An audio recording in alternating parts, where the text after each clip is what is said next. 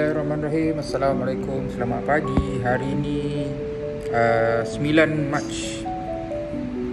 hari Ahad. So pukul 8.21 pagi. Hari ini saya ada dua kelas. Kelas yang pertama career counselling dan kelas kedua berjumpa dengan student-student membuat praktikum.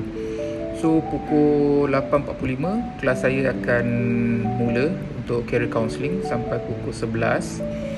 Dan selepas itu pukul 11 suku saya akan join dengan student-student praktikum yang mereka nak bertanya tentang diorang punya praktikum hour. Saya nak tengok diorang punya progress on the praktikum, especially on their counselling session activities, and student akan buat presentation as well untuk kelas terakhir nanti. So saya akan guide mereka lah.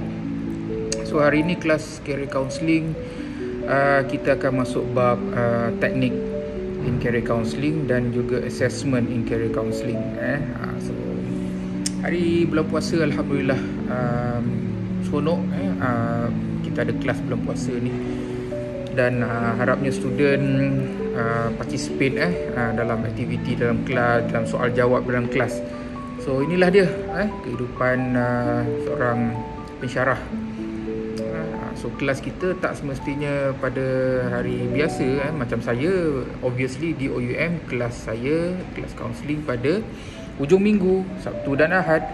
So kita kena get ready, physically and mentally get ready. So insyaAllah, semoga Allah pemudahkan segala urusan, semoga Allah berikan kesihatan yang baik, rezeki yang berlipat kali ganda insyaAllah. Assalamualaikum.